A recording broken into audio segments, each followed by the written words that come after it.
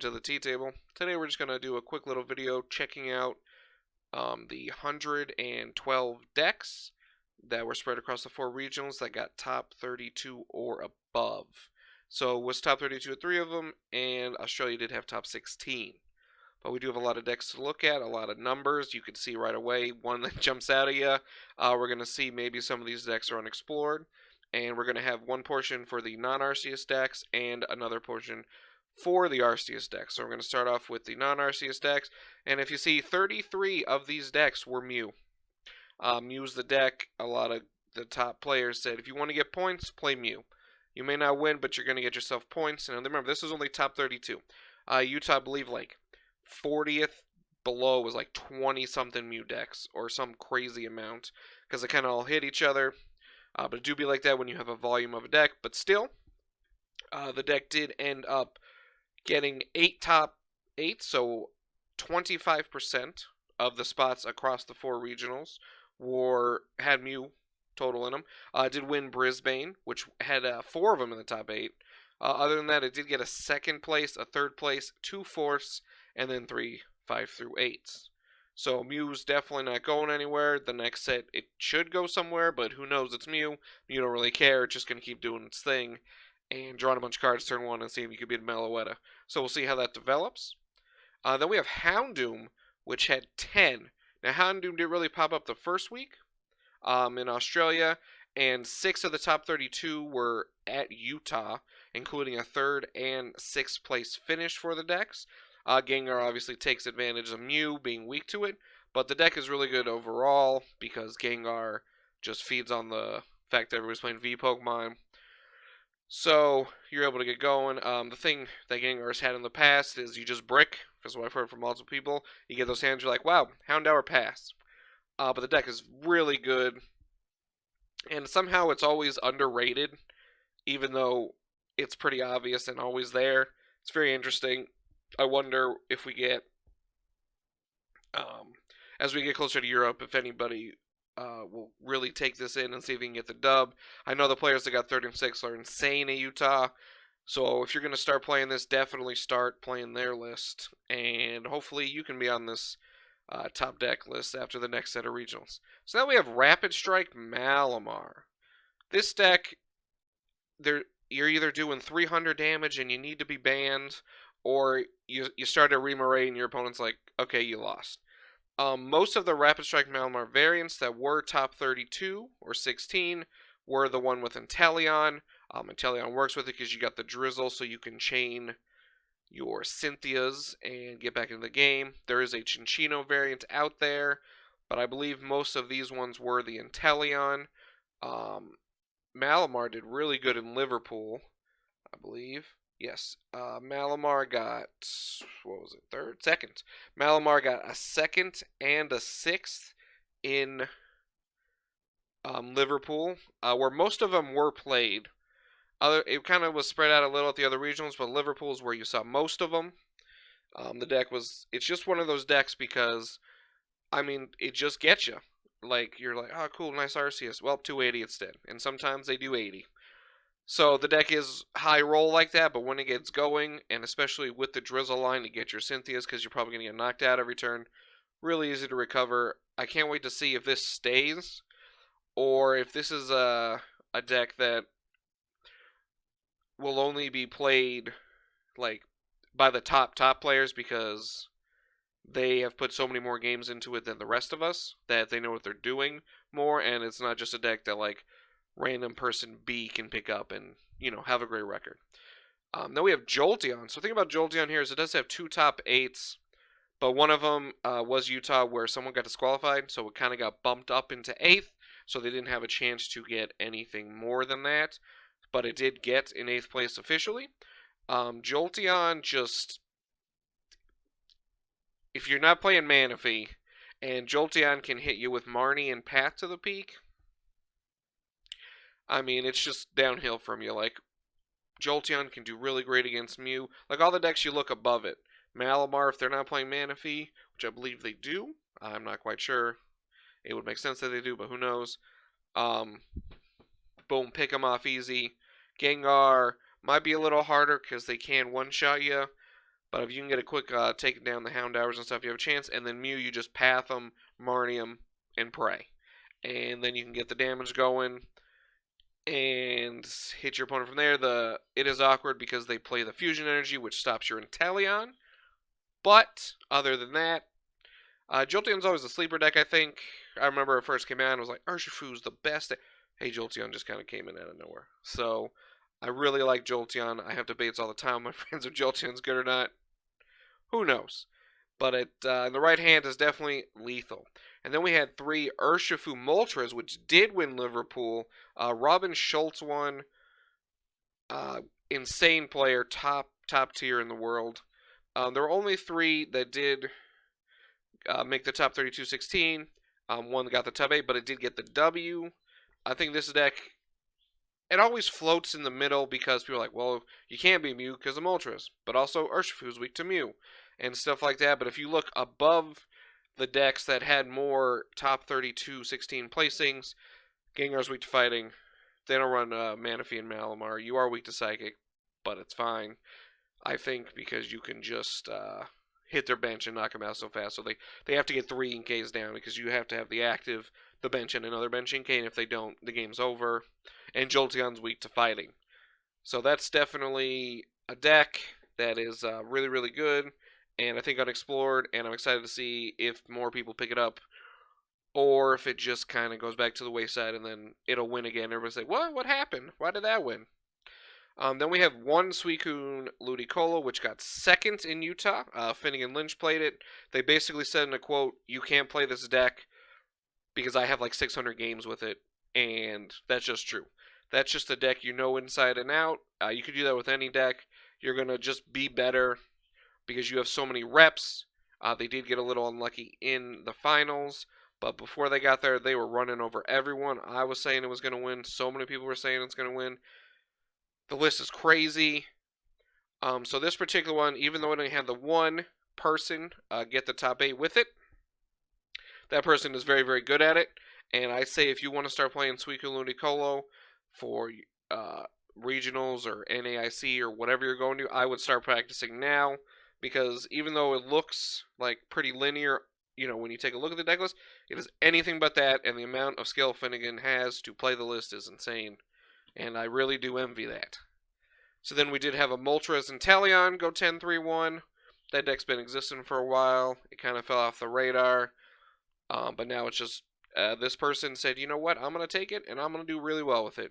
We did have 1 Ice Rider Inteleon.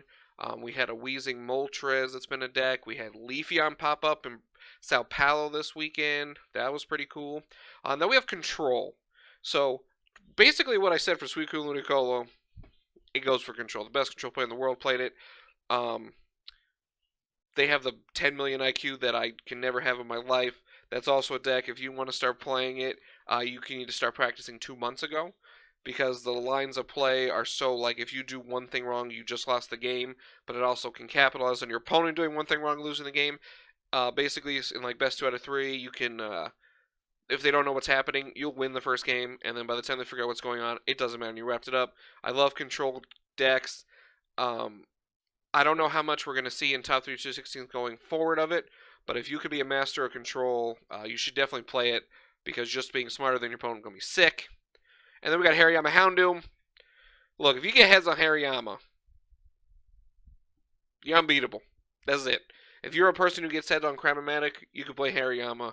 The deck looks super cool and fun. That's really all I got to say about that one. So what we look from the non-Arceus decks is Mew. Get your points, Mew. I know we're tired of Mew. We complain about Mew online, how it's oh, draw so many cards. This is ridiculous. Malouette is filthy, broken, busted. Sure. But if you're just trying to get the points to get the last steps to Worlds, I would say just pick up Mew. So now we're going to go take a look at the Arceus variants and how they did in the top. Here we are with the Arceus V-Star variants from the past 4 regionals. The number 1, but not by too much, is paired with Inteleon. It's just 2 cards that are really good, go together. There are variations within the Inteleon, but most of them are the same, where they definitely go for the Charon's Care, and the ability to search for stuff makes it easy, along with the V-Star ability to also search for stuff. So that one definitely is the most popular one. Is it the best one? I'm not sure, but it's definitely the most played one. It did win Sao Paulo this last weekend. I got a 4th in Liverpool and 2 top 8s other than that. Then we moved to Moltres. So the way it looked, I'm pretty sure they, PokeStats where I got all this from, which you should give a follow, whose Twitter I will link below. Divided up the Moltres, I think, by putting Moltres first or Arceus first, but I just kind of put them all together as a Moltres Arceus variant, as I'm not entirely sure which one was which, and I didn't want to mess it up. So this had 9 of them played in the top 32-16. It did get 3 top 8s, 2 in Utah and 1 in Brisbane. I do believe the one in Brisbane was the Baby Moltres More variant. I'm not quite sure on the other 2 from Utah, but that deck was a deck that got picked up a lot of steam because it should be able to beat Mew, which it can an amount of the time. Inteleon and Moltres were the top 2 ones I definitely seen talked about online. And then we had 7 Toolbox variants, which just utilizes various different Pokemon in the deck, like Zapdos, Moltres itself. You're not really based around one Pokemon. You kind of put in your deck which ones you might need. I believe that's what it was based. The logo was an Arceus and a Zapdos, but I think that just meant it was a Toolbox deck. Those had 3 top 8s, which were pretty cool. The deck is very versatile. It can lend itself to weird starts because you have so many tech Pokemon. You're like, well, I'll open up this weird Pokemon I don't need in this matchup, which can happen. But the deck is really cool, and with Arceus, I mean, your dreams, don't let your dreams be dreams. Basically, we did have 3 Urshafu Arceus, including a top 8 in Sao Paulo this past weekend. The deck is just like, what if I could just beat other Arceus with my Urshafu? Now, Arceus decks do play Dunsparce, but if they have dropped it for some reason, your Urshafu definitely makes it free, and the ability to do the 120 to the bench helps against like the single prize decks, like we were talking about before, and how regular Urshafu just does the same thing as they are the same card. So then we did have 3 Malmar VMAX, all from Utah, which was pretty cool. It's kind of a lock card. As you see, it looks at your opponent's hand, you put a card on the bottom. So after you disrupt them, you got Path, Marnie, get the good card out of their hand. They're kind of stuck. It is dark, which helps against Mew. It's a really cool deck. It's one of the more my favorite ones of Arceus. It was actually the first one I built when we started to play test for the regional. I did start with Malmar, and it works. Pierce goes great in the deck. Super excited. I wonder if that one will pick up more steam now that we're getting Dark Patch, allegedly, next set. So that's going to be really cool to see how that goes. Duraludon, the internet darling VMAX. I remember going into the first regionals. Duraludon, how can you beat Duraludon? You can't attack him with special energy. Well, the deck said, what if I play basic energy? But the first weekend, Duraludon did get a second, losing to Mew, but it did get a second. It has 3 total of the top 32 16s, and Duraludon I think is a deck that will just always exist. Like, I don't know how, I think its popularity will be like how much special energy are actually in the meta, kind of a thing. Like, even against Gengar, they play Pat to the Peak, so it's kind of one of those things. Duraludon's like a deck that if Pat to the Peak for some reason ever fell off, which I don't think it will, you could sneak in Duraludon for a tournament and be like, whoa, look at me, I did it. I top 16 or top 8 with Duraludon. Then we have Beedrill. Beedrill, cool card. It knocks out them automatically if they have special energy attached. And with Arceus, if you can, it's not that hard to get. You're like, oh, I need the mustard. Great. Or if you could do the mustard before, your Arceus guarantees the attack because you can just search for whatever you're missing. Beedrill's a cool one I saw popped up. I played Beedrill in mine at the regional. Beedrill's a really cool card. It's like the cheesy answer to Mew. I mean, it's a really good answer, but it's like the cheesy way. What if I just had to go to no hand and then gotcha? Beedrill's super cool. I love that card. I'm excited for Mustard to stay and see, how good Beedrill could be in the future. That's another one of those cards. Special energy format, Beedrill coming in. I think the surprise of all these decks, even more than that Sandaconda you see, I think is Whimsicott. Because it got top 8 this weekend. Whimsicott V-Star. It was always, I see people post like, well, Whimsicott could be good one day. I believe my friend Count the Money, I believe that is the handle, posted a Whimsicott deck last week. And then look at this, at top 8, it's really cool. You just get them. They can't play special energy. I mean, hey, let's do it. I believe the other effect on Whimsicott V-Star is they cannot play tools. Let me double check real quick as I make this video. I was a terrible person to do that, but I believe it is tools. Let's see here. Whimsicott V-Star. Don't mind me stalling in the video. I love Pokemon. Yes, it is tools. So it's really good against like Jolteon or decks that want to put on air balloon and stuff like that. It can lock something in if you get like a boss's order turn. It's pretty cool. Good card. And the V-Star attack, which I don't know how much you'd use it because you have Arceus, 60 for every energy to one of your opponent's Pokemon, which is really cool. Then we have Ice Rider, which was a big hyped variant of Arceus because it can just knock out other Arceus. So I was surprised to only see one of them in these decks, actually. I expected to see 3 or 4 because that was a super hyped one, so I'm not quite sure what happened to make it not be popular, or maybe it was played a lot and it just didn't do so well and didn't make the cut for these decks. I'm really not sure why there was only one. I got nothing on that one. Then we got Gengar, which just won Utah. So Mew comes in week 1, says, look at me, I'm the best. And Gengar came in and said, well, you're fine. Gengar with Arceus, why not?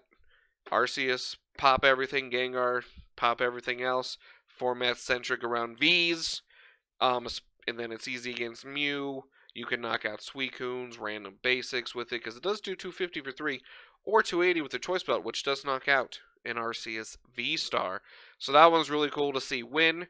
That is another deck, I think, even though it looks pretty linear, the skill level needed to play it is up there amongst the hardest decks there are, because you gotta decide when to attack with Gengar and that kind of thing. Then we got Sandaconda. I know that one is, whoa, Sandaconda or Whimsicott. I chose Whimsicott as a surprise, but Sandaconda, 16 spreads. It's fighting, which is going against other Arceus. The spread helps you knock out later. The V's ability is like Duraludon, where it takes less damage, so it's really hard to get the knockout on it with a Mew or the Meloetta turn 1. It's really cool. I was really excited to see it. I believe this deck also did play Beedrill. I'm pretty sure. Cannot confirm. Haven't seen the list. I only heard about it, but I believe it did play Beedrill. You got Sandaconda, Beedrill, Arceus in a deck. That sounds cool to me. I'm in. And then we did have Suicune, which top 8'd in Australia with Arceus. I believe it was a 3 Suicune list. It was like, well, a lot of Arceus. I'm going to play Melanie. Why don't I just play Suicune? That makes sense to me. So you really got to attack her at every point. Sometimes you even get the turn 1. I mean, in any Suicune deck, you get the God Melanie turn 1 attack, and it's great. It lets you not get super punished because you're going to play a lot of Melanie in your deck if you don't open with the energy, because you also have Suicune. I really like this one. Another kind of surprise one because it wasn't getting talked about, but I'm really happy to see that it got up there, what it did. So, what did we learn from the Arceus side? Just play what you want in it. Obviously, there are the top few decks, but Arceus, what you want to play Arceus? I mean, Leafeon, do it.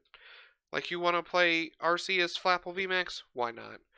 Like, if you work on it and fine-tune it enough to pivot around Arceus, I think Arceus is just, it's great. I don't know how this card could go anywhere. Like, I know we're going to have other V-Stars with really cool abilities, but, like, Arceus, it's the God Pokemon for a reason, and I'm really excited to see where the future goes for Arceus.